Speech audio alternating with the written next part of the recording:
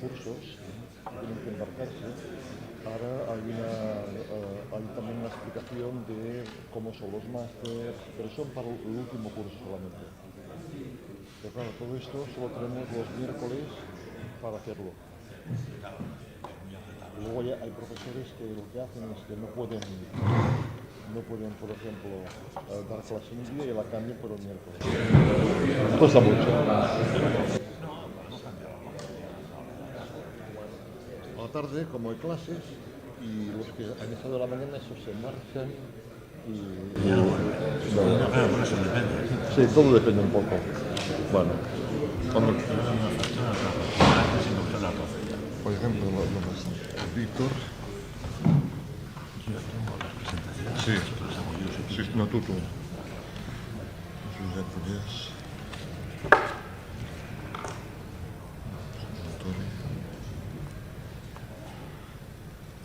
Javier Portillo.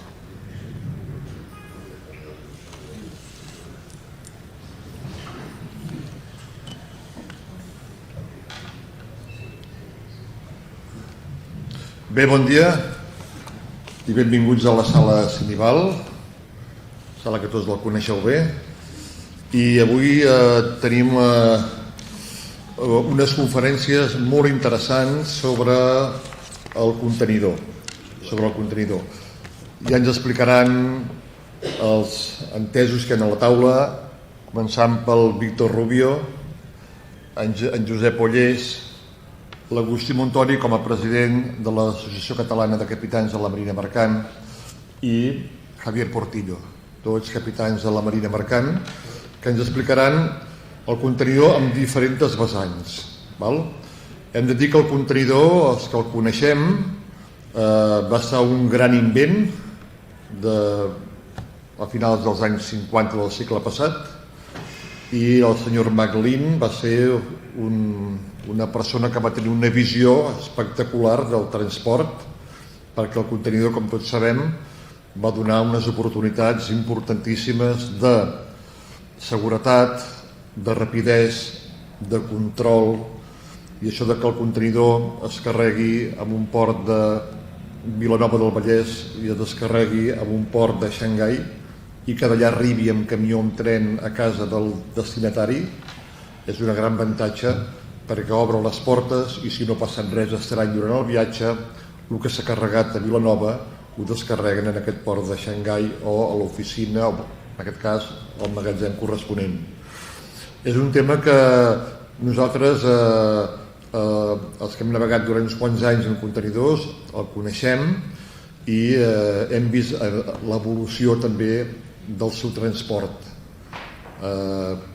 Aquell transport que primer els vaixells eren petits, que eren mixtes, que anaven càrrega general i contenidors i maquinària, i amb una bodega portaven també granel i a coberta o en bodega contenidors, però aleshores portaven 300-400 contenidors, i avui en dia l'evolució ha estat tan grossa que podem transportar 22.000 o 23.000 contenidors en vaixells lògicament preparats per aquest tipus de transport.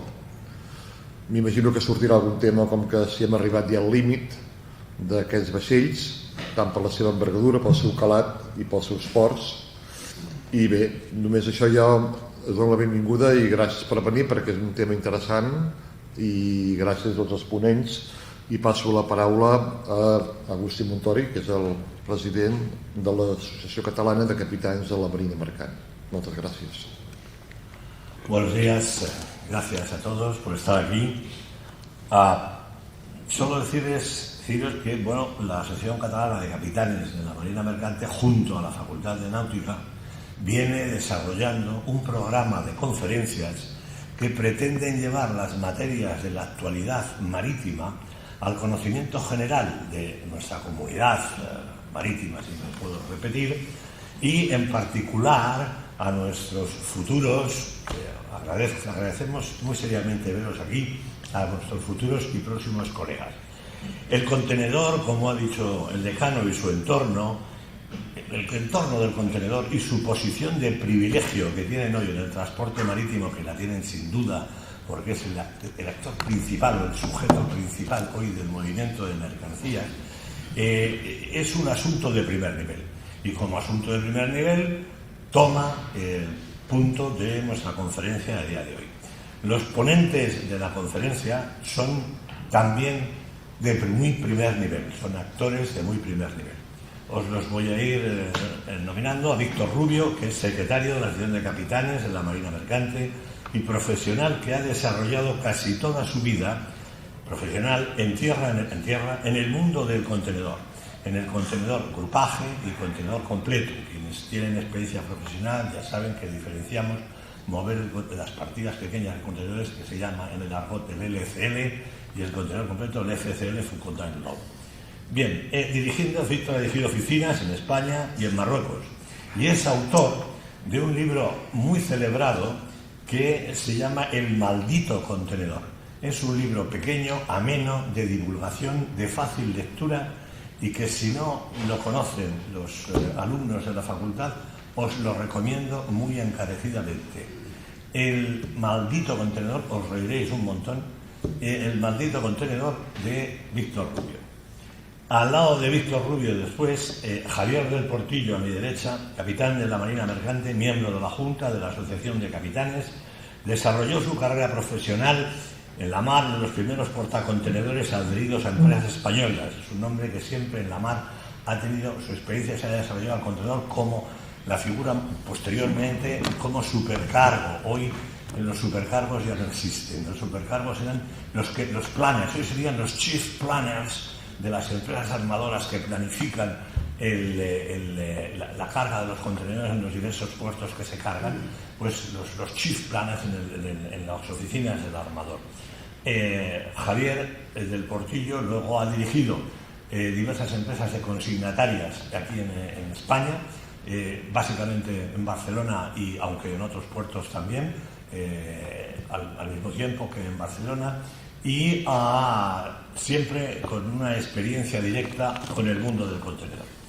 Y a mi izquierda allí, Josep Pollés, que es también capitán de la Marina Mercante, miembro de la Asociación de Capitanes y director de operaciones de BES. BES es la Barcelona European South Terminal, que es la terminal de los chinos, la terminal semiautomatizada de Barcelona. De modo que, como veis, pues tenemos aquí unos ponentes de primerísimo nivel que espero que atraigan todo vuestro interés en el desarrollo de su ponencia. Y sin más, le doy la palabra a Víctor Rubio.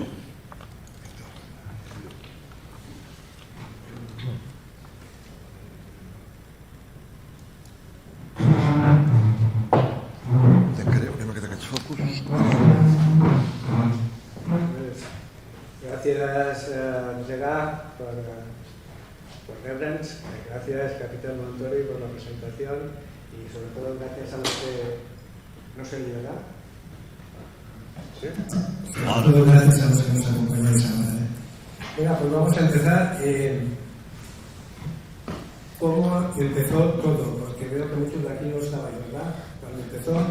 Venga, pues nos situamos en 1955, es un buen año, y en un país que es Estados Unidos, un país que en esos momentos triunfaba, acababa de encumbrarse como el país más preponderante en este mundo, en su época, en todos los niveles. Era el país, en ese momento se convierte en el país hegemónico por descontado militar, porque ha triunfado en la Segunda Guerra Mundial y lleva 2 años que ha acabado con la de Corea. Es un país que triunfa industrialmente, triunfa tecnológicamente, y para más en eso que podríamos llamar humanidades con comillas, pues también, porque desde Hollywood a Nueva York, desde Elvis Presley a Marlon Brando, o desde el tabaco muy americano a los tejanos. Todos querían ser americanos y a todos los llamaba la atención en una Europa que en aquellos momentos estaba cabizbaja. Vale, pues en ese país tan grande y tan industrializado, mover las mercancías, la logística era muy importante, y tenían lo que es la parte de camión, que veis ahí es un modelo muy desarrollado, muchísimo. Ellos ya tenían los semirremolques, aquí no se veían, y que conseguían una agilidad moviendo las cargas muy alta, con el sistema de ir con la tractora, dejar el semirremolque lleno en el almacén, enganchar otro semirremolque, llevárselo para otro sitio y repetir la jugada una vez tras otra en todos los puntos de carga y descarga. Bueno, Entonces no, cuando llegaban a los puertos ahí ¡pum!, se clavaba, se perdía velocidad, porque en los puertos se seguía trabajando con el mismo sistema que podían tener los romanos o los griegos, mercancía al lado del buque y punto a bordo y activarlo con más o menos gracia dentro de las bodegas, que cuanto más grandes eran, peor eran las estibadas que se producían.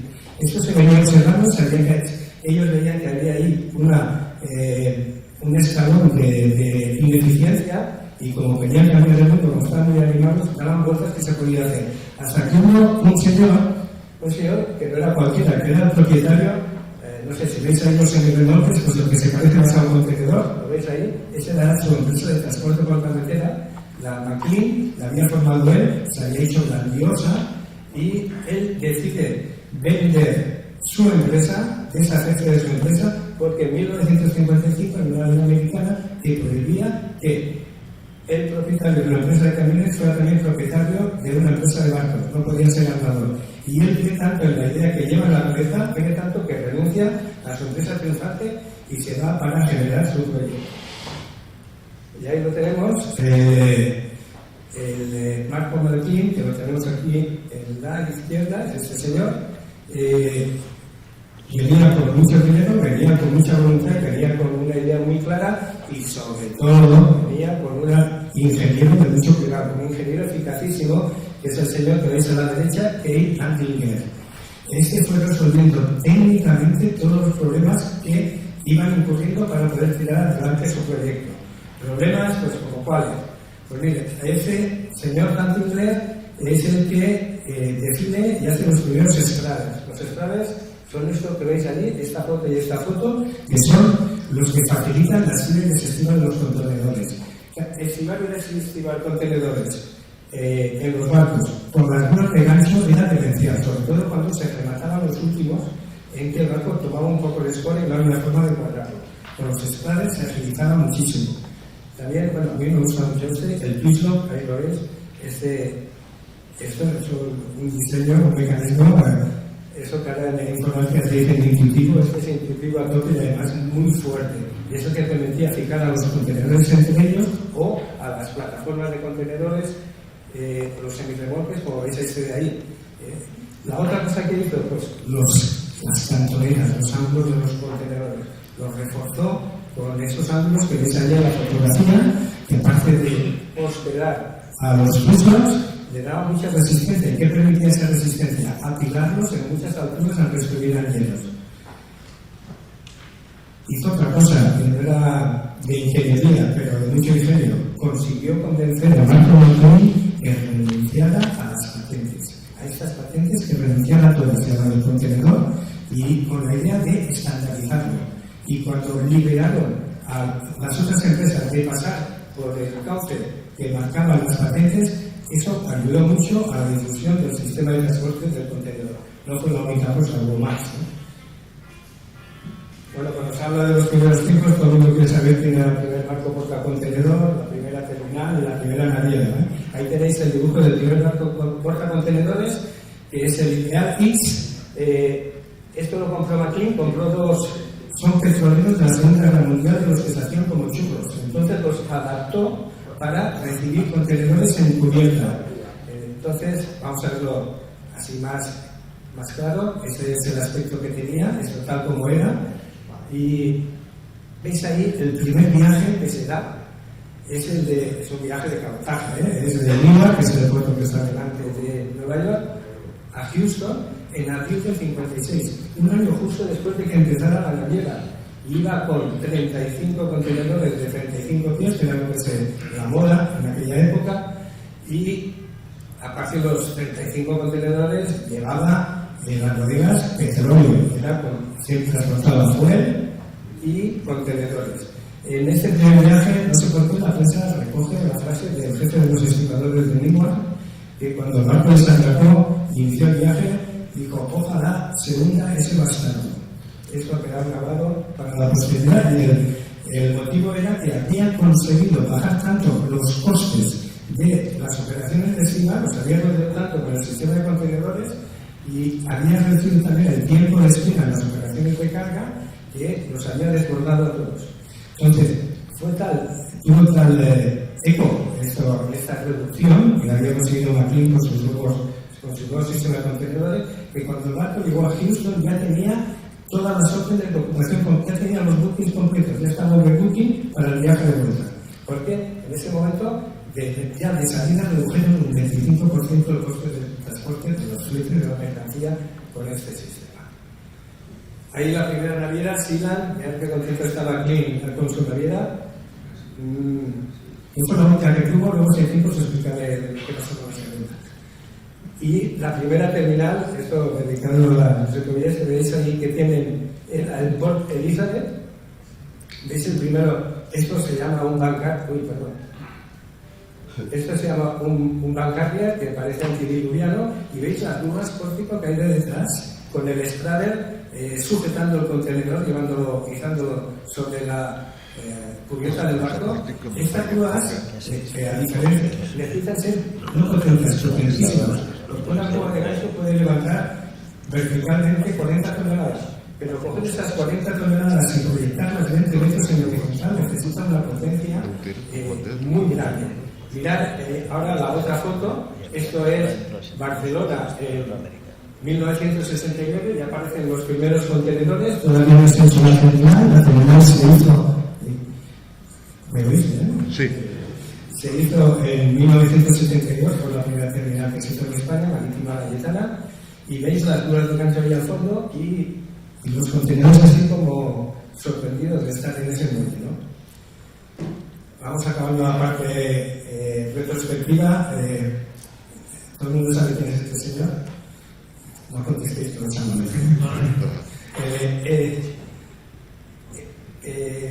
pues figura aquí porque contribuyó, no mucho, muchísimo, a la difusión del sistema de transporte por contenedor contra su voluntad. Este señor es Ho Chi Minh, que era Ho Chi Minh, el líder de Vietnam del Norte, que después de muchísimos años de guerra logró derrotar por primera vez al ejército americano. Pero en la guerra de Vietnam es cuando el mundo vio con sorpresa y se fijó que una compañía llamada Sealand conseguía posicionar entre 1.200 y 1.400 contenedores mensualmente con suministros del ejército en los puertos de Vietnam del Sur. Esto fue tan llamativo, es la persona, vuelvo a decir indirectamente, que también contribuyó a que se difundiera, porque a partir de ahí hubo un salto espectacular en la utilización de contenedores a nivel mundial. Y venimos a los tiempos primeros, a los tiempos actuales. Aquí estamos, vamos a hablar de dónde estamos. Mirad, no es un error, eso que la fecha que pone ahí. Hay muchos observadores que piensan que con los cambios que estamos viviendo tantos y tantos juntos se está cambiando también de época. Entonces, esta gente que piensa aquí de esta forma y les saludamos, como el cambio de época, no habla del año 2023, sino del año 3 después del COVID.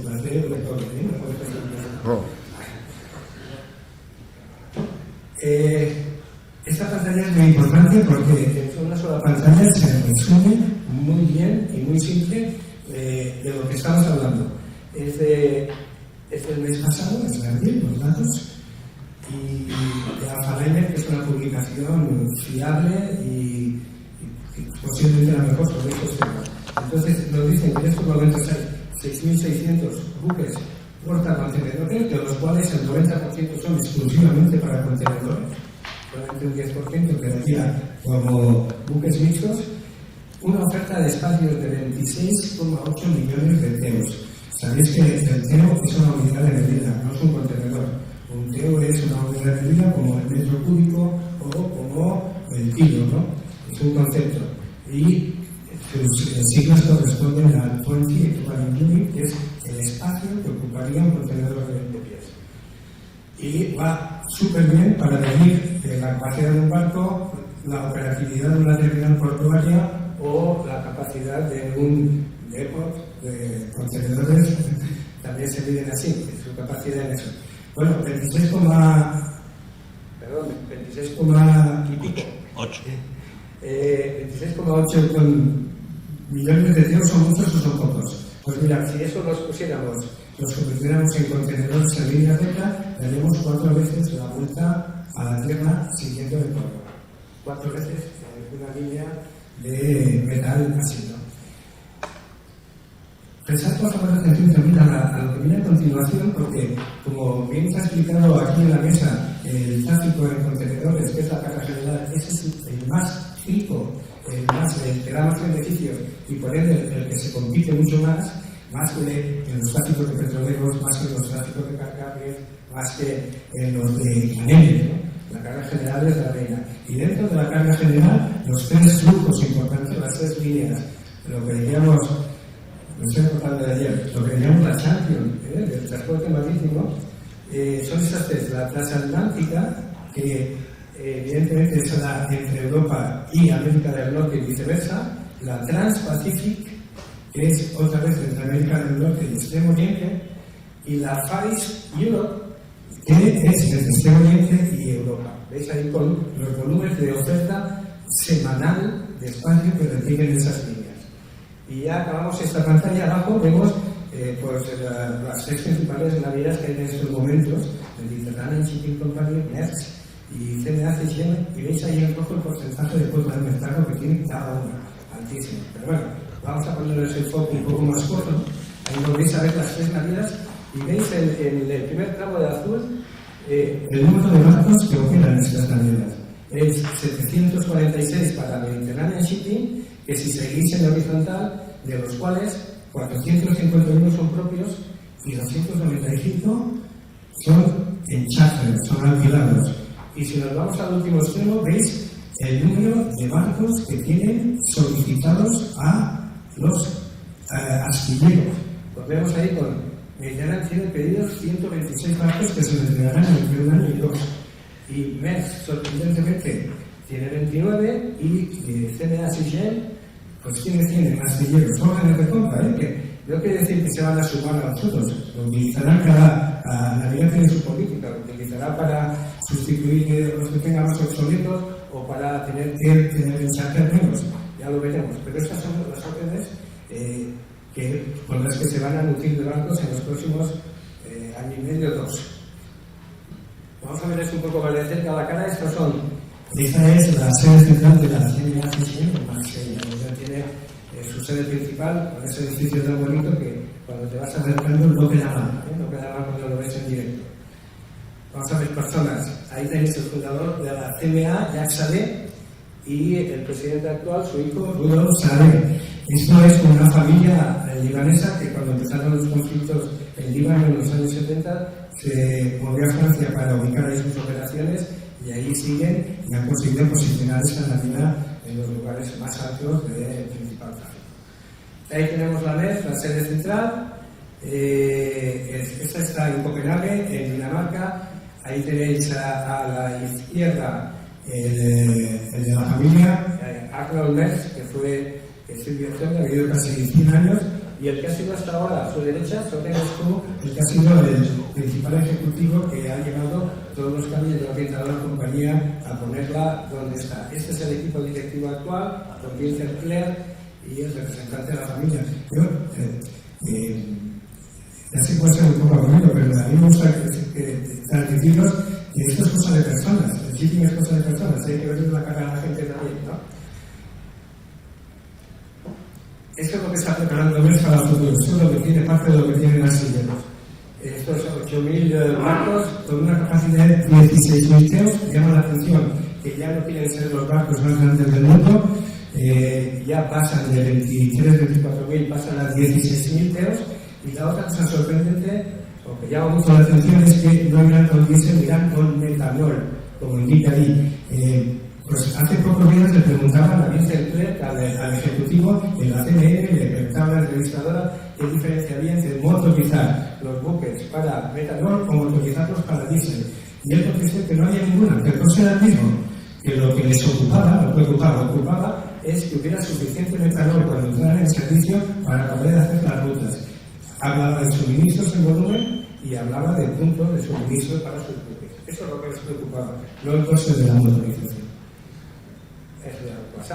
Llegamos a la última, la Mediterranean Shipping Company, que en el último año se ha encontrado como número 1. Esta es la sede que tiene en Ginebra, en Suiza, y vamos a ver su fundador, que es el capitán Gianluigi Aponte, que aquí tendremos que mirar todos con simpatía porque es capitán de la Marina Mercante y es posicionado su empresa en la primera posición del mundo. A la derecha su hijo Diego, él tiene, Gianluigi Aponte tiene, evidentemente es capitán de la Marina Mercante, tiene experiencia náutica y ha querido su hijo también, pero para complementarlo tiene máquinas, es maquinista.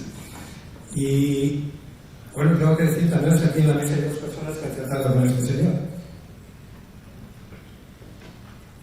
Quedaría incompleto si hablamos de las salidas y no hablamos de lo que está pasando con las grandes alianzas. Las grandes alianzas se deben a una excepción legal europea que permite que se concentren emisoras de aviones grandes para ofrecer los servicios en los tráficos principales. Se debería para satisfacer que no hubiera problemas y se hubieran asegurados. En la práctica se ha revelado que en los últimos 3 años las grandes alianzas han ganado más dinero que nunca, se han forrado literalmente.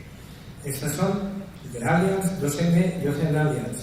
Y ahí veis las vías que lo forman cada una y tienen en conjunto representa el 71,5% del mercado entre las tres. Que les dejan a los armadores independientes con las franjas muy pequeñas a la derecha, apenas nada, todo lo demás está copado. La excepción legal acaba este año, 23, y en 2024 pues hay grandes incógnitas para ver qué pasará con este sistema con el que influenciado últimamente. Ya voy acabando. Y mirad, este cuadro, para que veáis cómo es la película a la hora de comunicar y innovar. Este cuadro lo presentó Vincent Clair en el mes de febrero a los activistas de UNED y señalaba 4 áreas de riesgos y 10 riesgos claves. No lo vamos a ver, solo vamos a ver. Las 4 áreas de riesgo era la operacional, la financiera, la legal y la estratégica. Y centraba en el centro, poniendo en el centro de la moneda, lo que era más peligroso, lo que era un riesgo severo a continuación y lo que era un riesgo bajo, lo veis, se interpreta. Pues mirad, el que pone el número 1, lo que pone de más alto riesgo para la naviera, que es por consiguiente para las otras, es el colapso de los fletes. Que los fletes se vengan abajo de una forma larga. Que puede ser de 2 formas, porque desaparece la carga o porque se matan entre ellos reventando tarifas. Y la número 2, en la edad de riesgo, es poner la numera como tensiones geopolíticas. Y no se está refiriendo exclusivamente a la guerra de Ucrania, pero están diciendo, cuando explicaban este punto, que igual que la Comunidad Europea y Estados Unidos han sancionado a Rusia por el conflicto de Ucrania, ¿qué pasaría si tienen que tomar medidas del mismo tipo con China en un futuro? Y eso sí que afectaría. Acá ya falta, yo les quería añadir un riesgo número 12. Lo conocéis, ¿no? Este es Xi Jinping, el secretario general del Partido Comunista Chino, primer ministro chino, y por tanto es la máxima autoridad de la cuarta naviera del mundo, que es COSCO. Y COSCO es una, a ver cómo lo explico yo, China hace mucho tiempo que aprendió que es más importante, es mucho mejor invadir un mercado que invadir un país. Y entonces, si ellos son la fábrica del mundo, hay una cosa que también saben, que el mejor producto del mundo no vale nada si alguien no lo transporta. Entonces, fabricar potentemente y tener la industria logística más potente va a todo el mundo. Y una prueba de eso, y esta es la última pantalla, eso es lo que vimos hace poco en Barcelona. La reacción china delante del veto de varias navitas de car carriers a cargar coches eléctricos. Ha habido en 2022 varios incendios, incluso se perdió un car carrier y ha empezado la carga de coches eléctricos, que precisamente China es la que fabrica en estos momentos más coches eléctricos. Está siguiendo a la. ¿Cuál ha sido la reacción de la Compañía Nacional China? Ha habilitado enseguida unos barcos utilizando el sistema del contenedor y utilizando flash de 48 pies y ha empezado a ubicar esta granja que corresponde a unos de 600 puestos en el puerto de Barcelona, y ahí sí ha contrarrestado el veto de las compañías cargadas que dominan ese tráfico. Si habláramos en términos de patio del contenedor fuera un virus, pues esto sería una cepa nueva porque invade otro terreno que hasta ahora no ocupaba. Y vale, gracias por haber acabado aquí, gracias por la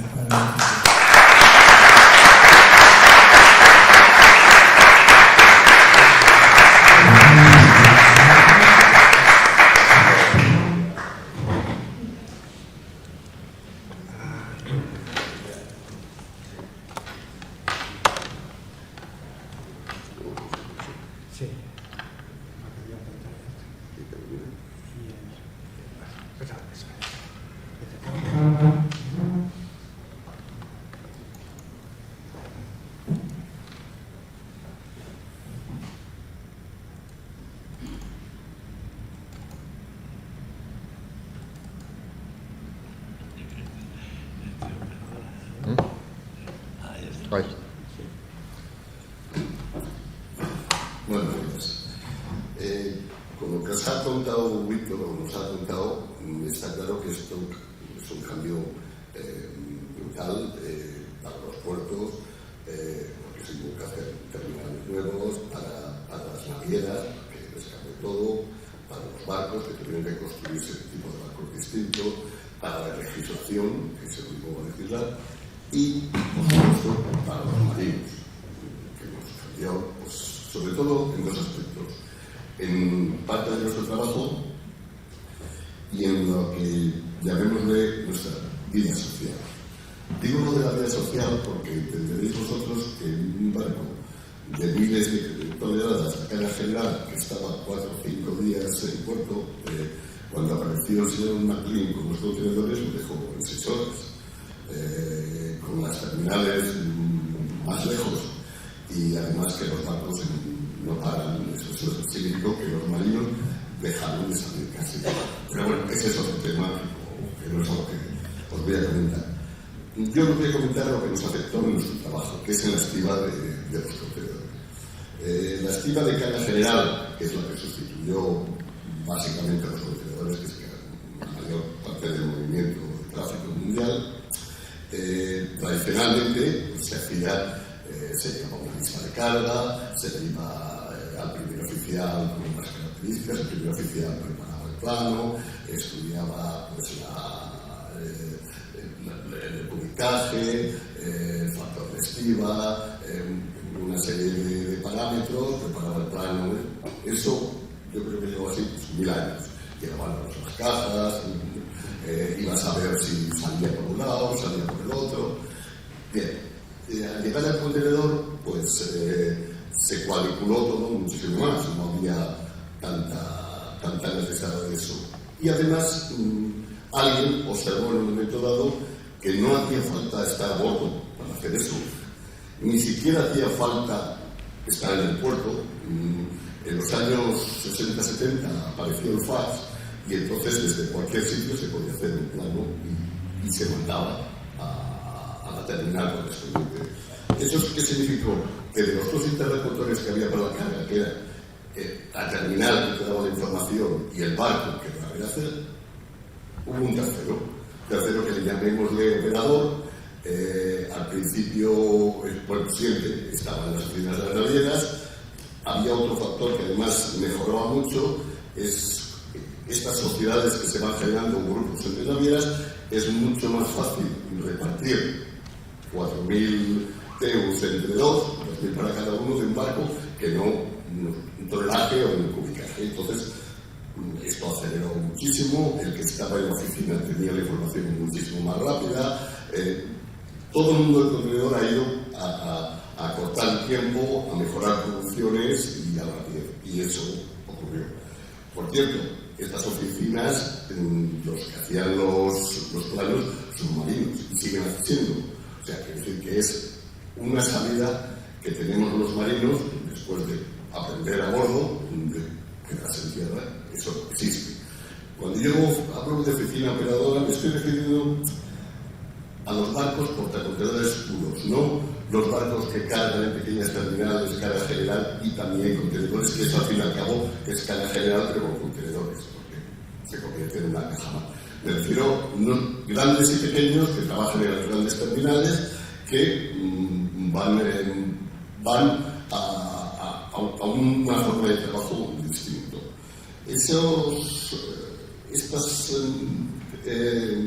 Trabajo, este interlocutor que entró al principio, la información que se necesita, esta es la información que el operador que está en donde sea, aunque es la que tendría el barco, que necesita. La parte de arriba es la información que le va a dar la lista de carga, la parte de abajo es la que debe tener él. Puerto de destino, lógicamente, pues, no es puerto, son puertos de destino para saber dónde lo debes estimar, para dónde. Tipo de contenedor, 20, 40, sección, por la posición, porque todo es el peso. El peso es muy importante para la parte de abajo, básicamente. Equipo especial, lógicamente, pues fuera de medidas, porque son los únicos que pueden significar que puedas tener problemas con la estima. Lo único que en los contenedores lo que facilita es que cuando un contenedor sale por un lado 20 centímetros es lo mismo que si sale medio metro, porque vas a tener ese espacio. No es como una carga general que puedes aprovechar por meter otra cosa. Ahí es lo que hay. Por arriba mismo. Si sale por arriba, yo no tengo un contenedor por arriba. Rifles, donde se deben estimar los rifles con sus enchufes y su punto sangre. Y las cargas sí, mucho como sabéis todos, está estipulado la separación entre bodegas de las cargas y el operador del barco tiene que tener en cuenta, lógicamente, esa separación para estimar. Debajo, dos informaciones que tiene que tener: la resistencia de las tapas y bodegas, que esa es información que no le va a dar a nadie, esa es información que el operador que tiene que conocer el barco pues tiene que tener, igual que tiene que saber dónde hay los enchufes para los rifles y todo, es una información propia suya. Y luego la estabilidad. Aquí hablamos de dos cosas distintas. Cuando hablo yo de centros operativos, el centro operativo puede ser uno que tenga MERS en Copenhague, de no sé cuántos tipos, día y noche, que es así, o a lo mejor uno que está en una oficina solo haciendo planos, en una navidad pequeña de cabotaje, no tiene una oficina de 24 horas, sino uno que hace el plano y manda. Pero es tan operador uno como el otro, porque lo hace. Entonces, los grandes hoy día pues, pueden tener la información del barco, pueden hacer la estabilidad en su oficina o no.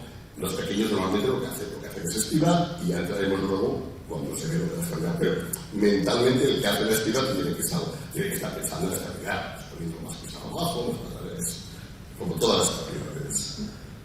Entonces, de ahí, bueno, esto os lo he puesto porque este es uno de los mayores, ya sé que no sé nada, este es uno de los del plano que se enviaría de uno de 22.000 euros. A ver, en el ordenador se ve, en papel no. Es una curiosidad para que veáis que esta es la información que recibe la terminal. Este es uno pequeñito, de 1200 a 20 veces más pequeño que el otro, pero aquí podéis ver pues los destinos que tú indicas, por ejemplo, este iba a Canarias y aquí va Las Palmas y aquí va Tenerife. Entonces, esto se envía a la terminal con esta información básica inicial que solo pone pues, el contenedor de 20 pies, la SEC significa que el contenedor es de 40 pies, es una información básica, pero es la que recibe la terminal. Es cuando el operador hace este plano y lo manda a la terminal, la historia en el mundo feliz pues está acabada, ¿no? Bueno, no es así. Sobre todo en estas navidades pequeñas. Cuando el plano llega a la terminal chequea con la carga que él ha recibido, que teóricamente tiene que coincidir con la que tenía el operador del barco, pero que en muchas navidades pequeñas pues no coincide, porque pues no ha entrado, sobre todo pues hablando de nuestro cabotaje más importante, que es el de Canarias, pues aquí todo el mundo intenta que su contenedor entre más tarde, se ponen horas de cierre, pero se respeta, no se respeta, eso depende mucho de las terminales. Entonces llega cuando el de la terminal le dice al operador, vale, muy bien, el plan es muy bonito, pero a mí me faltan 2 de estos y me sobran 3, además este mismo no ha llegado, ni va a llegar, y entonces entra en un diálogo operador-terminal hasta que se ajustan exactamente a lo que todos quieren. Ahí suele haber a veces bastante información y a veces no hay choque. Entonces, bueno, una vez que se ha tenido el plano tiene sus ciclas. Quiero decir que dentro de esa carátula inicial, luego viene esta otra, que ahí sí que podéis ver que hay una serie. Esto ya lo ha rellenado la terminal, porque aquí ya está el número de contenedores. Por ejemplo, esto quiere decir que esto es un IMO que no puede ir al barco, sino que tiene que ir directamente, pero que no es necesario que estén los bomberos. Aquí están las remociones que se pueden realizar. Aquí tenemos un contenedor con mercancía peligrosa. Aquí indica que son lo que son los fines. O sea, el plano está completamente en forma completamente de todo lo que se necesita. Esto es lo que la terminal, en base a lo que ha recibido, diseña, porque al operador del barco el número del contenedor le da igual. Incluso si ten en cuenta que ese operador está recibiendo o enviando a los grandes consorcios listas de carga de distintas navieras para cargar en el mismo barco. Él luego hace un punta, porque a él le da lo mismo si el contenedor es de MSC o es de MEX. Si se llama CATU o si se llama el número que le interesa, son los datos que veía anteriormente. Entonces, bueno, sigue. Esto es lo mismo, pero con la información. Básicamente, y esto es pues uno de estos del tráfico canaria, pues ahí es más sencillo, que pone el número del contenedor, el destino y el peso. En este caso no hay en ningún sitio nada especial, pero ahí también indicaría si hay mercancía peligrosa. Es toda la información que se necesita. Yo ocurre una vez que el barco, el operador y la terminal han llegado a un acuerdo, o sea que ya todo lo que está preparado, está listo, pues pasa al último, al que tiene la llave de la terminal, le va al barco y le presenta el barco, lo mete en su programa informático y ahí es cuando el barco va a decir por la estabilidad. Si el barco tiene una palabra, también tiene que mirar a todas las cuestiones que afectan a la seguridad. Por ejemplo, la seguridad del barco y de la carga. Los IMUs. Tiene que mirar que la separación de los IMUs es la correcta. La resistencia de las tapas y escotillas.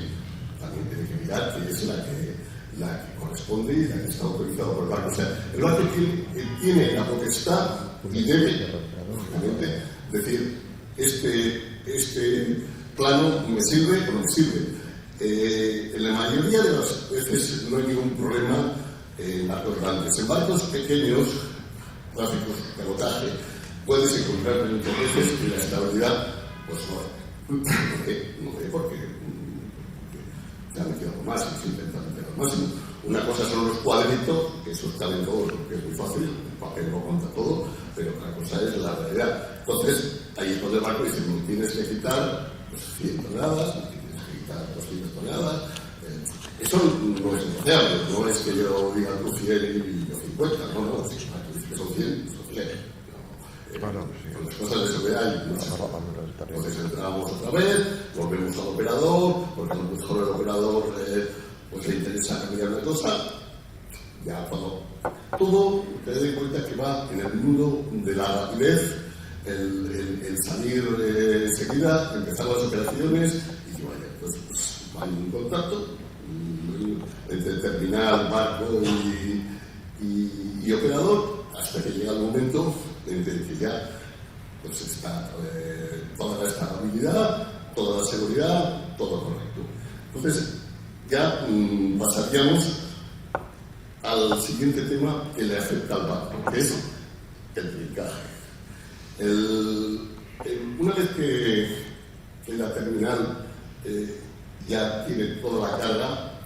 A los marinos sí nos ha mejorado en una cosa, que las guardias de cubierta no son como los barcos de carga general. En el barco carga general, cuando tú das un plano, tienes que comprobar que se cumple. Pues bueno, pues una caja igual se entra ahí. Entonces las guardias de cubierta en carga general pues, tienes que estar cubierto. En el contenedor, no. Primero, porque con el tamaño de los barcos y de la reducción de las tripulaciones, pues esto no hay que controlar. Segundo, porque las terminales ya una vez que tienen el plano, lo hacen bien. No hay ningún problema. Pero sí que hay que controlar es esto, el trincaje. El trincaje es la seguridad del barco. Y entonces esto también es primordial. Total. Los trincajes se pueden hacer de dos maneras. Bueno, no se hacen de una sola, pero quiere decir que lo pueden hacer dos gentes. O contratado por tierra, se contrata un mano de trincaje, trinca, o la tripulación. Normalmente en los grandes se hace por tierra, porque es imposible. Pero los pequeños, pues, porque salen más baratos, se intenta que no haga tripulación. Se haga de una de las maneras o se haga de la otra, el barco tiene que revisar. Si lo hace él, porque lo está haciendo él, no tiene que revisar a su tripulación. Si no lo hace él, lo está haciendo la terminal de fuera, pues tiene que revisar bodega a bodega, que según el plano de trincaje que tiene ese barco, pues se ha cumplido, se han puesto las barcas correspondientes, las trincas correspondientes, todo, y no debe dar el ok hasta el momento que está hecho. Como curiosidad, en Estados Unidos, en barcos pequeños que hacen su propio trincaje, la ley no te permite tocar una trinca si el barco tiene un cabo al muelle. Allí, las terminales de contenedores de Estados Unidos normalmente tienen unas horas de río. Pues en Nueva York, digamos en Mississippi, Boston, todas las terminales de contenedores. Entonces, es muy normal que barcos pequeños, no los grandes, que intenten o aligerar o hacer algo, porque el hecho de quitar estas trincas en unas aguas totalmente de río no se van a caer los contenedores, no se cae tan fácil, se cae cuando se mueve. Entonces tú puedes ir quitando, pero si tú pegas al muelle y empiezas a y das un solo cabo, ni se te ocurra tocar la trinca, porque no viene. Y lo mismo lo ves. Cuando te vas, cuando el último cabo queda libre, tú puedes ir a reforzar, incluso los prácticos, al capitán le dice, ya puede trincar. Es una curiosidad. Hay terminales que no te permiten que trinques tripulaciones, y hay terminales, que son la mayoría, que te dicen, si quieres, trinca tú, trinca. Y, bueno, pues, esto es más o menos, porque a partir de aquí, lo siguiente es que el barco no sabe, como barco trincado, barco no sabe. Lo único sí, gracias al señor Martín, nos habéis tomado una cerveza, porque en 6 horas no hay nada.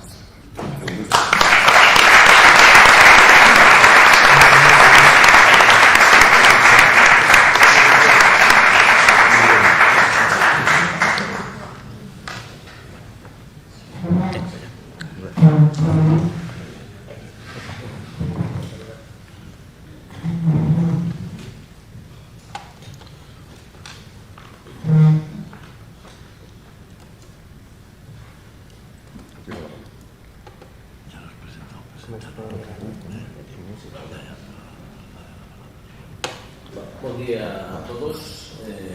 Como ha dicho Agustín y los dos Agustines, actualmente soy el director operacional de Terminal BES, que es la primera terminal semiautomática del puerto de Barcelona y la segunda terminal semiautomática del Estado español.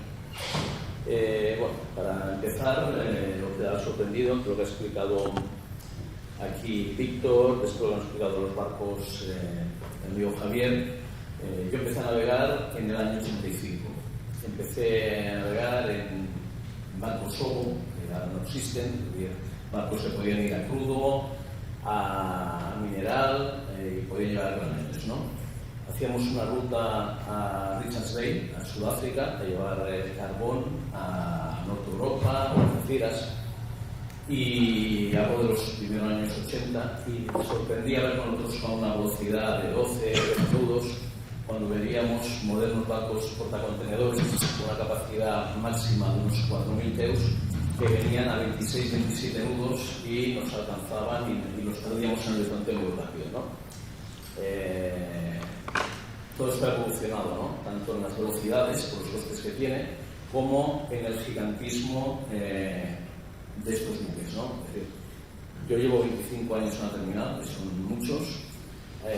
Hablábamos hace 15, 18 años de los buques tipo Emma Maersk, donde se pensaba que aquello ya era el fin del gigantismo, ¿no? Barcos empezaron a ser de 9.000 teus, después reformaron, pasaron a 12.000, y estos últimos 6, 7, 8 años hemos llegado a los últimos buques que sobrepasan los 24.000 teus. Ayer mismo en la terminal del puerto de Barcelona de Best tuvimos el que ha sido el mayor buque portacontenedores que ha salido este año. Ya algunos lo han sobrepasado, ¿no? El MSC Idina, una capacidad de 24.410 teus. Esto es muy complicado manejar por las terminales portuarias porque una terminal no deja de ser un gran almacén logístico, pero en un almacén logístico debe estar todo muy ordenado y has de tener una eficiencia que es la que te va a hacer ganar tus clientes, a tus armadores, ¿no? Aparte del precio, ¿no? Vamos a hacer una visión así muy rápida de lo que yo creo en este momento que es el mejor modo de operar una terminal, y es el tener una terminal semiautomática. Tenemos terminales manuales, muchas terminales manuales, pero las terminales manuales ya quedan restringidas a unos tamaños máximos de manipulación de teus al año, ¿no? Tenemos terminales completamente automáticas, donde evidentemente hay un ahorro en el coste de mano de obra, pero hay una inversión enorme. Ese retorno de inversión cada vez es más complicado, porque cada vez las navieras dominan más el mercado, ¿no? Y tenemos las terminales semiautomáticas, como el tema de BES, donde hay un mix entre lo que es la capacidad humana de manipular el trabajo manual y lo que es un estocaje automático, ¿no?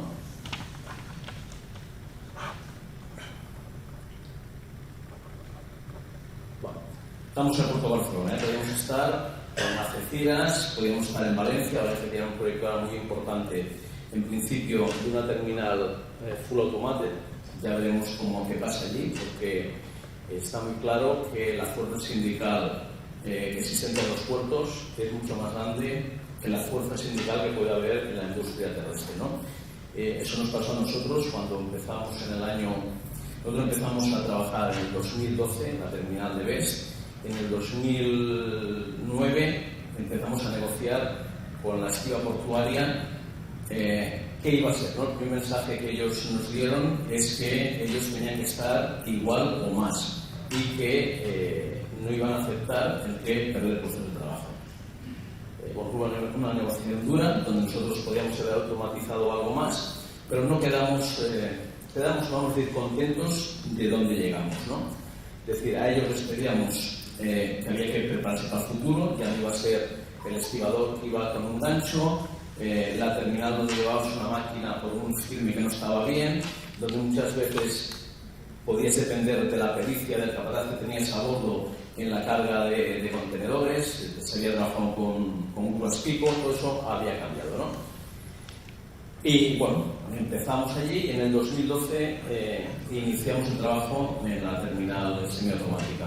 Estuvimos un periodo de pruebas, teníamos muy poquitos bloques y empezamos con vacíos, con un problema en aquel momento muy grande. Teníamos que hacer una migración de una terminal, que era la terminal del Muelle Príncipe, esta terminal de aquí, a la terminal semiautomática de aquí. La terminal semiautomática tenía muy poquita capacidad. En Príncipe, en ese momento, estábamos moviendo alrededor de 1.300.000 teus, donde había muchos servicios interconectados. Es decir, teníamos clientes, como es en Mediterranean Shipping, que tenían aproximadamente un 70-75% de todo lo que movía la terminal, pero nos traía tráficos que venían de París y después cargaban hacia Sudamérica, podían cargar a norte de Europa o podían cargar sobre todo a países del norte de África. Tuvimos que hacer ¿cómo íbamos a hacer esta migración sin afectar al cliente? Si el cliente iba, en este caso la naviera, iba a perder muchos tiempos, nos lo iba a poner a nosotros. Es decir, tengo que cambiar de muelle, la maniobra de practicaje, de remolques, los tiempos de espera nos iba a facturar. Pues conseguimos al cabo de 6 meses haber hecho una migración total de la terminal. Además, es una migración exitosa gracias a la colaboración de todo el mundo, ¿no? De la gente que trabaja en la terminal. Afortunadamente, en operaciones, el 90% marinos, que cuando llegué a la terminal no había ningún marino, el 90% de personal es marino, que ha estudiado en las diferentes escuelas de náutica. Pues nos creamos diferentes departamentos, un departamento de logística, teníamos un departamento muy orientado en las gates, en la recepción, y un departamento también para la fotografía. Bueno, llegamos aquí y especificaciones de la terminal, ¿no? En este momento nosotros tenemos 13 grúas que mueven los mayores barcos que hay en el mercado, expediciones de 24.000. Tenemos una línea de atraque que los comerciales nos dicen de 1.500 metros, en una línea de atraque hábil de unos 1.350 metros, un calado máximo, una profundidad de 16,5, no es la terminal. Sabéis que en el año 2007, el 1 de enero, hubo un derrumbe cuando estaba construyendo la autoridad portuaria de la terminal en la zona norte de la terminal, que causó que la terminal demorara su inicio al menos 2 años y medio. Fue una mala noticia, pero visto a posteriori, no hubiésemos estado preparados para poder poner en marcha una terminal semiautomática. Nosotros pertenecemos a Hutchison Holding, que es un gran conglomerado empresarial y que ha sido hasta hace 7-8 años el mayor operador de terminales del mundo. Actualmente tiene 53 terminales en 24 países. Y nosotros teníamos una terminal manual donde teníamos un programa informático juntos hecho a la medida de lo que queríamos. Lo que nos dijeron nuestros principales en Hong Kong es que no, había que trabajar con el TOS que tenía el grupo, pero era un TOS que era para terminales manuales. Y tuvimos nosotros hacer los requerimientos, tuvimos mucha gente de China trabajando con nosotros, parametrizando los programas informáticos. Tuvimos que adaptar ese TOS a una terminal nueva semiautomática, teniendo nosotros muy poco conocimiento de lo que era una terminal semiautomática, porque había muy pocas. Es decir, viajamos un grupito reducido, siempre hemos sido muy pocos también en la terminal, de eso los anteriores dueños presumían que con poca gente pues estamos muy conocidos, y esto también, queramos o no, llamó la atención al inversor chino, que en el principio participó a un 70-30 con el propietario del terreno. Estuvimos trabajando sobre eso y arrancamos una terminal de manera, creo, exitosa. La profundidad está diciendo el calado. Los mayores barcos, tú sabes muy bien, que podemos entrar ahí son con 15-70. Es decir, tenemos ya un resguardo muy pequeño, que normalmente debe ser mayores resguardos, porque tráficos que vienen sobre todo de India, llegan a venir con barcos con capacidad de calados de 16-50 metros, y hay buques con calados máximos de 17-50, ¿no? Eso es una limitación importante en el puerto. Lo que explicaba, debido a esa parte que se hundió, nosotros estamos pidiendo que se drague más. Hay un miedo infundado, infrafundado, a dragar en esa misma zona, ¿no? Por eso hay, aquí en un futuro no sea próximo, una ampliación de la terminal hacia el norte, donde podremos llegar a calados seguramente de 18 metros y medio. Tanto lo que es la alineación como lo que es el córner del muelle. Actualmente tenemos 79 hectáreas, tenemos 27 bloques en funcionamiento, estamos construyendo 7 bloques más que en un año y 3 meses pondremos en marcha. Iremos a 34 bloques Ahora hemos movido este último año 2,5 millones. Lo que nos decían los números es que la terminal con 27 bloques, la máxima que podíamos llegar a mover era 2.300.000. Lo que decían todos los números, los algoritmos, todo. A pesar de ser una terminal semiautomática, es muy importante la aportación que puede dar todo el personal que trabaja allí, ¿no? Nosotros movemos tráfico de transbordo, movemos vacío, movemos local, import-export. Pero no eso es regular, ¿no? Sino que te puede venir, como nos pasó, tener en la terminal más de 20.000 TEUs de contenedores vacíos. Hay que ver cómo estocamos, si podemos ir a estocajes a otras zonas. Cuando nos ha venido el boom de los contenedores frigoríficos, actualmente somos, después de la FEC, por Elizabeth, de lo que era un shuttle carrier, ¿no? Una carrier, nosotros tenemos 34 van carriers pequeñitos, shuttle carriers, que pueden apilar uno encima de uno y son muy ágiles en lo que es la operativa, porque son con maniobra muy fácil y asignamos 2 por cada grúa que trabaja. Y tenemos la terminal con la mayor instalación ferroviaria de cualquier puerto en España. 8 vías, 750 metros y en este momento 2 RMGs para trabajar simultáneamente. ¿Qué nos pasa? Que la infraestructura no está acabada. Es decir, el tren, el puerto de Barcelona ha apostado mucho por él, estamos viendo muy poquitos tráficos. ¿Qué ha pasado este último año? Se ha encarecido tanto la energía eléctrica, incluso nuestro equipo comercial ha intentado que los armadores, lo mismo que los armadores ponen el bunker adjustment factor, es decir, cuando le sube el combustible, en los fletes ponen un incremento. Nosotros hemos intentado que los armadores nos pagasen un electric adjustment factor, de momento con poco éxito, pero se nos ha disparado la factura eléctrica de la terminal un 600%. Ahora el precio está bajando y bueno, no es tan grande el gap, pero llevamos 9 meses con unos gaps tremendos, ¿no? ¿Qué ha pasado con el ferrocarril? Las empresas que tienen tanto la maniobra como mover los trenes han subido sus precios un montón. Y entonces, ¿qué ha pasado? Se ha ido ya tráficos ferroviarios a la carretera.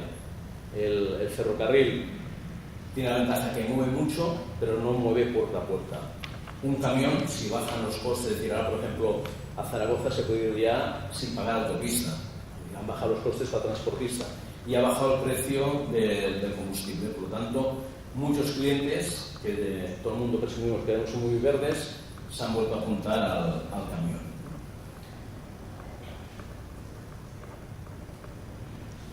Bueno, vamos a ir rápidos. Operaciones terrestres. Hemos dicho que una terminal es un gran almacén logístico, pero en un almacén logístico todo tiene que estar ordenado. En la terminal de Príncipe de España, donde estábamos nosotros, teníamos un caos ordenado. Es decir, teníamos las grúas, trabajábamos con camiones internos, con stackers y con trasliners, y teníamos al lado de las grúas, trabajaban más los camiones que venían de la calle para descargar, cargar. Muchas averías, mucha más posibilidad de accidentes. Aquí todo está ordenado. Toda la operativa de line side se hace por banda de tierra y ningún camión, excepto lo que antes comentaba Javier, aquellos simos directos que tiene que entrar el camión en el momento que la terminal lo dice e irse directamente bajo el escalera de la grúa, o lo mismo para recogerlo, ningún camión va a zona de mar. Los shuttle carriers son muy ágiles, el estibador, que por eso funciona el sistema, trabaja lo que llamamos destajo, y lo que importa a todo el mundo, aparte de la seguridad, ahora es un tema también que cada vez se está haciendo más hincapié, es que seamos eficientes y que los barcos estén el menos tiempo en puerto. La eficiencia quiere decir que vas a poder manejar más volúmenes, no vas a tener barcos esperando en las radas, y para el estibador significa que en una jornada de 6 horas pues sus monumentos pues van a crecer, ¿no? ¿Qué nos está pasando ahora que es muy curioso con los armadores? Hemos visto que MSC ha pasado a ser la primera en el mundo con unas órdenes de construcción inmensas, y el último año ha comprado más de, creo que eran 350.000 toneladas de buques de segunda mano. Algunos ya han ido a desguace. pero se ha posicionado muy potente en mucho más tráfico. Es decir, quería acaparar más cuota del mercado porque sabía que iba a poner mucho más tonelaje de grandes buques en servicio. Tanto es así que MSC está junto con Maersk en una alianza que es el 2M, una alianza que se va a romper de aquí aproximadamente un año. En esta alianza, para Far East, habían dos servicios donde compartían, ¿no? Un servicio durante la pandemia se quitó de los tráficos marítimos. Se quitó primero porque había menos demanda, teóricamente, pero principalmente para permitir la subida de los fletes. Hemos visto los últimos años que los fletes han pasado en Far East, Europa, de los 2.000 y algo dólares hasta la salvajada de los 12.000 dólares. Ahora están bajando y están bajando con fuerza. Pero ya se ha posicionado muy bien el armador. Las grandes navieras ahora son operadores logísticos globales. Todos tienen empresa de transporte y ahora todos han entrado en el mercado transitaria y a poder comerse a los pequeños y dominar todo lo que es el negocio marítimo. Todas han ido a lo mismo. MSD es la que de momento está más enfocada a tener mucho tonelaje. ¿Y qué ha pasado también? Y esto no es de ahora. Que hace 25 años en el puerto de Barcelona habían alrededor de 40 empresas estibadoras. Actualmente se ha ido a una especialización, quedan 17 empresas estibadoras. Antes cualquiera podía hacer contenedores porque se hacían con grúas de pico, habían 3 terminales que tenían tipos de grúas que podían manejarlos y se hacía por rolo contenedor. Todo eso ha desaparecido, pero ahora el armador ha dicho: tengo dinero, ¿dónde está el negocio? Hutchison es un caso aparte en este caso porque es un operador neutro. Pero ¿cuánto tiempo vamos a ser operadores neutros? Porque vemos que en FOS las terminales están en manos de las navieras. En Valencia está MSC, está APM Maersk y está COSCO. En Barcelona está APM, está Motor Neutro, y en Algeciras tenemos un inversor TPA, donde está CMA también, y tenemos Maersk, ¿no? No hablemos ya de Tanger y todas las demás. El armador quiere, como hemos dicho, finalizar controlando todo, es decir, ser también terminalista. ¿Qué nos dicen ahora pues, los inversores? ¿No? Que una terminal ya no es negocio, ¿no? Una terminal semiautomática tienes un ahorro evidente en coste de mano de obra, pero tienes unas inversiones muy grandes. Nosotros la inversión que llevamos hasta el momento es de alrededor de 1.200 millones de euros. Antes, cuando los THCs, es decir, lo que pagaba el armador a un terminalista por un movimiento de contenedores, era un X, que ese X ahora mismo, 15 años después, es un X menos algo. Y se han hecho unas grandes inversiones. ¿Cómo se está solucionando este tema de las grandes inversiones? Que los puertos en España son concesiones. Pues que Puertos del Estado le haya dicho, o mejor dicho, que los terminales se hayan picado a Puertos del Estado de cierro porque el negocio no me va a dar, ¿no? Entonces, Puertos del Estado ha ampliado las concesiones para que las terminales inviertan en maquinaria más moderna y puedan seguir trabajando, ¿no? Lo que hablábamos, está todo, intentamos que todos los que tengamos una terminal estén, vamos a decir, sean lo máximo telemático, lo máximo electrónico. Es decir, en puertas, antes de llegar los camiones que vienen a descargar, un contenedor lleno, vacío o bien un solo contenedor, nos pagan por un canopy donde tenemos unos OCRs donde fotografía el estado del contenedor, se ve quién es el transportista, las matrículas, si hay daños, y esa información ya la pasa al sistema informático. Como nosotros no podemos entregar en ningún contenedor ni recibirlo que previamente no tengamos en el sistema el admítase o el ingrese del armador, que deja de considerar que es el propietario, si no hay eso, rechazamos ya esa visita. Para más, desde hace unos años, si un transportista quiere venir a dejar ese contenedor, tiene que mandar un preaviso a la terminal. Que la terminal sepa que va a venir. Se ha intentado hacer también un tema de franjas horarias para que todo el transporte no trabaje en picos, como nos pasa ahora. De momento no ha sido exitoso y ahora mismo, ayer mismo tuvimos 3.300 servicios al camión. Nosotros abrimos desde las 5:30 de la mañana hasta las 2 de la madrugada. Esos 3.300 están prácticamente concentrados en una franja de 12 horas, con picos de 350 contenedores a la hora. Es muy difícil manejar esto en una terminal, y más en una terminal manual, ¿no? Bueno, aquí nosotros ahora también somos almacén de monitoreo temporal, es decir, los resguardos fiscales que se ocupaban de que un contenedor pudiera salir teniendo toda la documentación de manera en orden, tanto salir como entrar, ahora es una función de las terminales. En este caso, bueno, no de todas, la nuestra sí, igual que la APM, y todo esto se hace a través de web de servicio con la aduana. Si no, sería imposible. Es decir, esto hace 10 años era impensable. Ya estaba en Puerto Norte Europa, pero aquí era impensable. Y se está intentando, pues, incluso que el interchange que da al transportista ya no entregar un papel que tienen que recoger ellos, sino que eso les llegue en una aplicación informática a su móvil.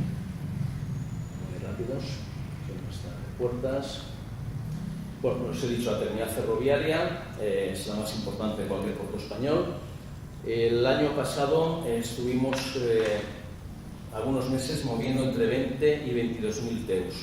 Esto era del local, alrededor de un 18% del local que se movía en la terminal, es decir, muy grande, cuando la cuota de mercado del ferrocarril en España está alrededor del 4%.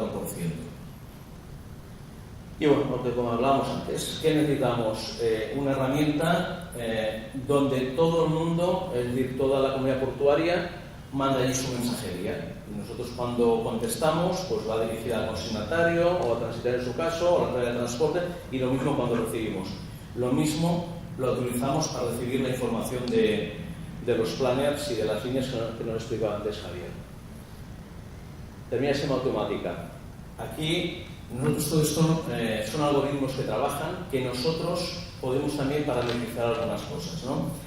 Es decir, si tenemos, en caso de, por poner un ejemplo, la segregación ya está toda programada para que los segregaciones de contenedores SIMO no tengamos dentro de bloques ningún problema.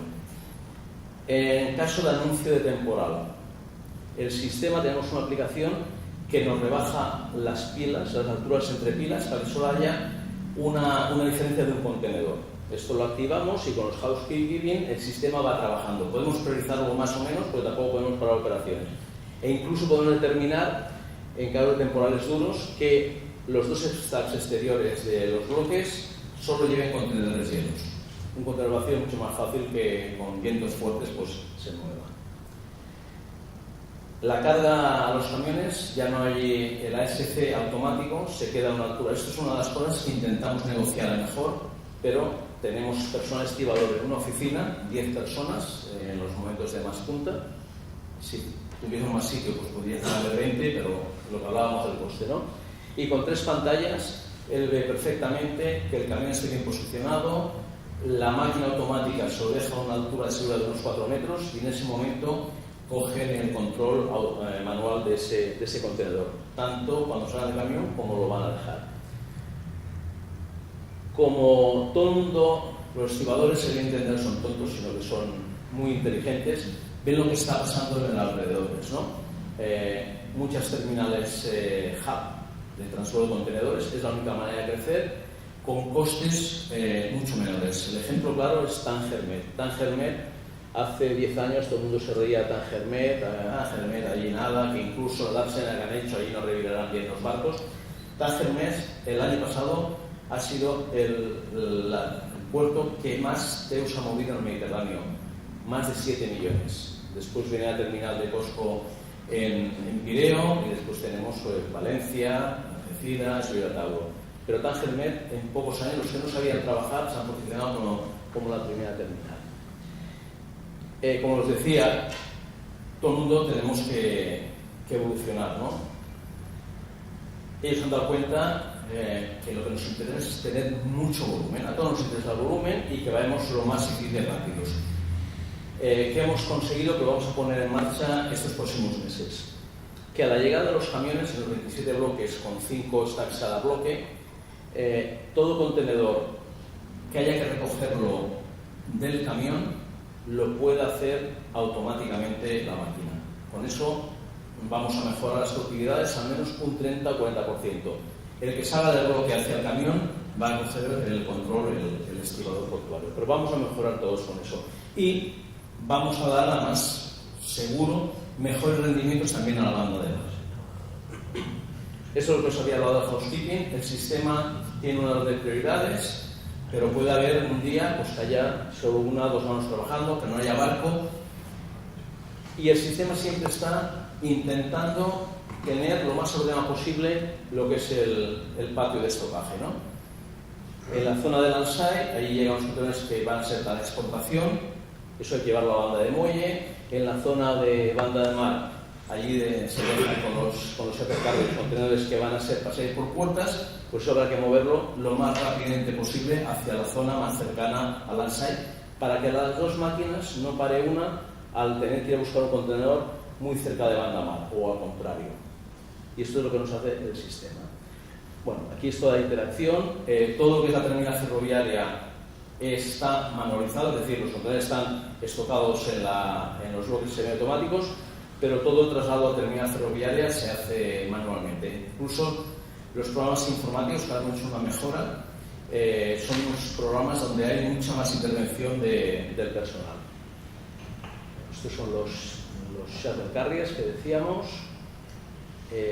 Planificación, va a pasar muy rápido por ella, que ya explicó Javier. Nosotros recibimos todo de manera electrónica de centros de planificación. Lo que decimos el BAPLI, que son las instrucciones de descarga, lo cruzamos con las listas que nos han mandado por si hay alguna discrepancia, y después recibimos lo que llamamos el moving, que es el plano de carga que nos manda el Life Planner.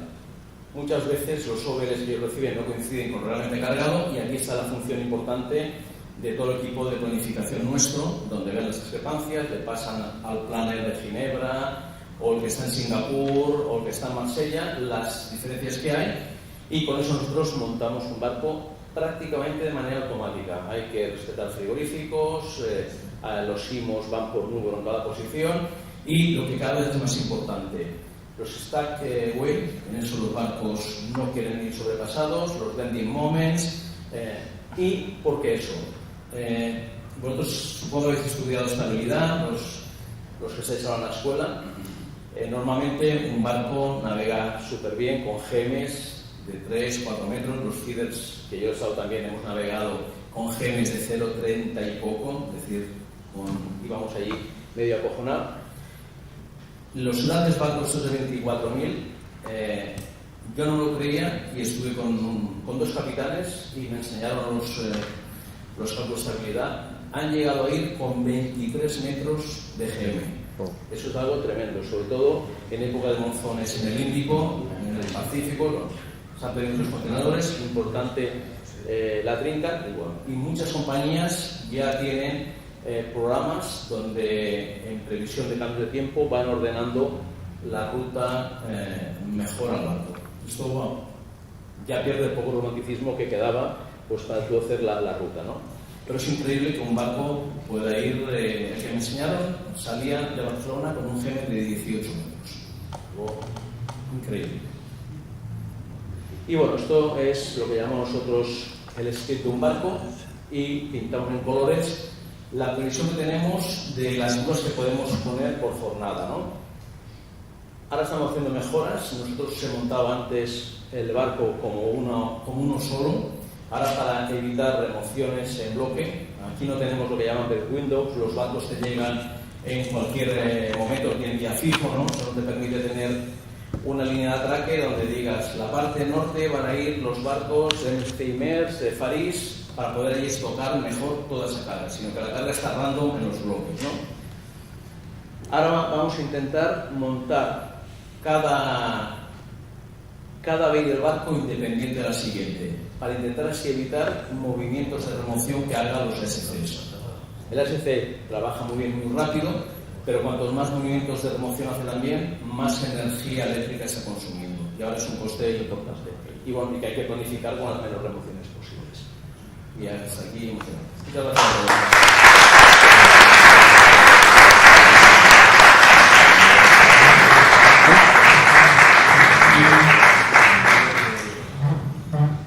Gràcies, Josep. Si ara hi ha alguna pregunta que vulgueu fer sobre el que heu vist, sobre la història, el contenidor, el vaixell, la càrrega... Tinc una pregunta, potser per als alumnes. Acaba de parlar...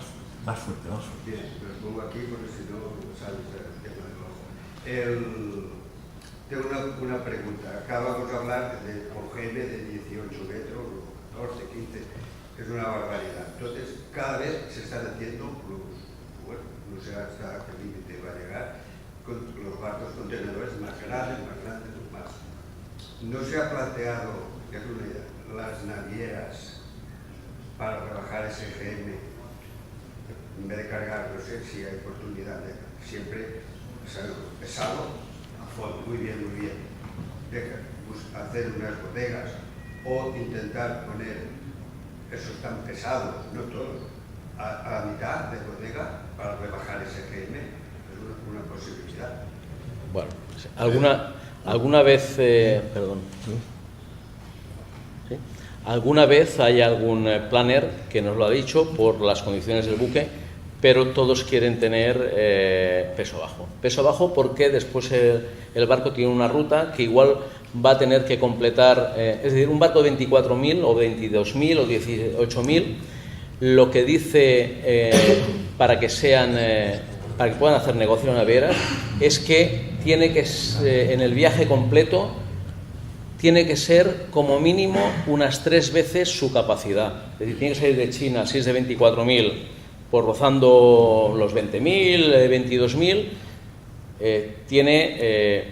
cada vez tiene menos escalas, que esto no hemos comentado nada, pero va a llegar a Middle East, allí va a dejar carga, va a cargar también seguramente equipo vacío, también para el viaje de China, o va a traer cargas de las grandes factorías de aluminio que hay en los países de Middle East para Europa. Es decir, ya está moviendo los 22.000, igual hay un movimiento de 7.000, 8.000.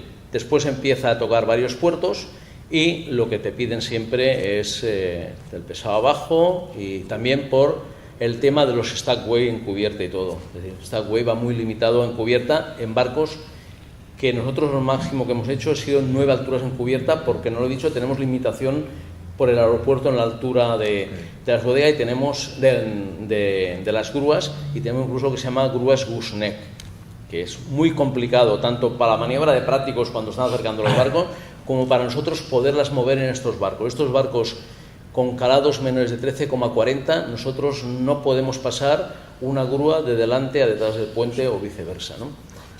Javier. Sí, no. Sí, acércate un poco. Sí, yo te contesto. En barcos grandes, yo no lo he conocido bien directamente y probablemente no por lo que dice él, pero en barcos pequeños de cabotaje, que no tienen esos GMs de locura ni eso, sí que alguna vez cuando estás operando y te das cuenta, aunque tú no haces la estabilidad, pero te das cuenta fácilmente que aquello se puede disparar porque no va al barco. Por ejemplo, dejar la última fila de bajo cubierta vacía, o sea, en vez de estirar toda la bodega, dejar para subir arriba y bajar un poco de estabilidad. Eso no se hace normalmente porque se intenta que la estabilidad se tome más pequeño, pero alguna vez si te das cuenta, incluso navegando, que sí te das cuenta que te lleva la estabilidad, sí que hacías alguna vez quitar algún sitio para bajar esa estabilidad. ¿Sí, sabes? Sí, yo lo digo porque esos barcos del Pacífico, con esas temporadas que cogen, pues a lo mejor pues, sería una idea. Sí. ¿Més preguntes? A ver, los alumnos. Pregunteu alguna cosa. Algun alumne de vegades ha preguntat si encara creixeran més aquests barcos. Els 3E, els grans portacontenidors, si encara creixeran més, i la resposta estem veient ara que ens han explicat que la pròpia Merck està fent ja vaixells més petits, o sigui, de 17 i 18.000. Vull dir que sembla que s'hagi arribat ja com al tope, no? El topall de... No sé, si Bueno, voleu... creo que el problema son las infraestructuras portuarias. Cuanto más grande hay que hacer más inversión, el retorno costa molt, com hem dit, y ¿qué pasa? Que los barcos estos del 2M que tocaban Génova, Fos, más por el Mediterráneo, esos puertos no tienen infraestructuras y no están tocando solamente el Mediterráneo. Yo ya Tauro, como puerto hub de MSC en este caso, Barcelona y Valencia. ¿Ya vos qué pasa? Que tienen que poner barcos más pequeños para hacer de feedering a esos puertos y, bueno, y el coste igual también se incrementa. Gràcies. Joan. Sí, no, és una pregunta per curiositat. Quants teus has sigut el màxim que heu treballat en un barc? Que hem treballat 12.429. I això quan ha tardat? Això quan ha tardat depèn de com tinguis ocupada la línia de moll i també depèn a vegades, que ara ens parla molt, de que hi ha una naviera que fica el barco aquest gran, pero tiene que esperar a otro barco que quiere coger transbordos y aquell barco ens arriba al dia següent. Això ens passa. Però per molt les 12.000 i algo, 3 dies i mig. Perquè tampoc pots posar 8 grues. Ho hem fet alguna vegada, però normal és que treballis amb 5 grues altes que tenim nosaltres, que no ens queden bien, i 1 o 2 per fer parts de la prova. Però no podem aprendre la cervesa que Sí, pero solo los grandes, Juan. Passa un cop a l'any, això, I està molt lluny ara. I amb el Covid, uns 3 anys que no podíem baixar a terra. Alguna pregunta més? Sí. No és una pregunta, una observació pels alumnes. Això que hem vist és una petita part d'un món. La era del container, realment, aquí darrere hi ha tot un món. Clar, per la possibilitat de després quedar-se a terra i participar d'aquest tipus de mercat, doncs queda molt per estudiar. Els containers, a banda que s'han de transportar, s'han de reparar. Existeixen unes normes de reparació que diuen el mínim, per exemple, un parxe de soldadura que es pot fer, quina és la profunditat màxima d'una bolladura que es pot admetre, en fi, unes normes, no? Suposo que encara es diuen les ICR. Però després, clar, també està la qüestió de que un container es pot carregar totalment, i aleshores té el nom de FCL, com l'ha dit l'Agustí abans, que són les inicials en anglès de full container load, o parcialment, aproximadament. És a dir, tot això és realment un món bastant complicat que, clar, hauran d'estudiar i d'aprendre. No és això. Sí, perdona, son 30 segundos que me lo he olvidado antes que lo he empezado. Ahora nos encontramos con otro problema, vamos a decir, con las navieras. Ahora las navieras han empezado con una política de venir a muy poca velocidad, aparte del ahorro, por el tema de las emisiones. Tienen un límite de emisiones porque no van a llegar a lo que dice la OMI sobre eso, ¿no? Y nos encontramos que barcos que podían atracar en la terminal, con esta política están viniendo a 12, 13 nudos y nos llegan justamente cuando tenemos congestión. Y esto es un problema que se ha añadido en poder manejar bien los berths de las terminales. Y es un problema muy importante para nosotros. Importante, y también se avecina el nuevo impuesto a los barcos de más de 5.000 GTs en todos los puertos de España, serán de Europa. Y va a ser un impuesto importante también por el tema de la contaminación. Doncs bé, digues, sisplau, sí. Yo tengo una pregunta de curiosidad, más para el señor Rubio, que es que nos explicaba la parte de dónde venimos o la historia del contenedor. Esta AMER, esta CMA, ahora mismo en la actualidad, ¿y dónde está SILA? Que la empresa de Maggi. ¿Dónde está? Sila. En MER. Silan está en una estantería de archivos de MER. La absorbieron. L'absorbió, sí. Silan, Merca... Va, Bueno, todas las navieras que existían en los años 80, 90 se han ido comprando, las grandes han ido comprando todas, desapareciendo. Entonces, MERS, CMA y MSC tienen todas las marcas que existían. Hamburg Süd también. O sea, cada una de esas navieras, si vas a sus archivos, te encuentras que tienen todas esas marcas. Doncs bé, anem acabant ja i primer agrair als ponents Víctor Rubió, Josep Ullés, Javier del Portillo, a l'Associació Catalana de Capitans de la Marina Mercant i a tots vosaltres per estar avui aquí i que espero que torneu a les properes conferències. Doncs aquí teniu la vostra casa i moltes gràcies i fins la propera.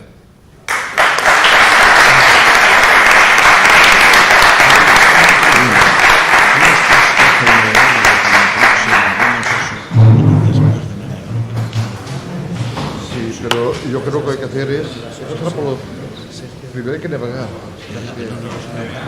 Es que la gente está yendo a no navegar y ya no navega. Ayer no, es que es verdad, ¿eh? Con eso, piénsatelo. Charla muy interesante. Ha aprendido explicándose muchas cosas buenas que no sabía. Y nosotros hubiera preguntado ¿qué pasa? No te he visto antes. el caso de Tanger. Oye, ya eres doctor, que había movido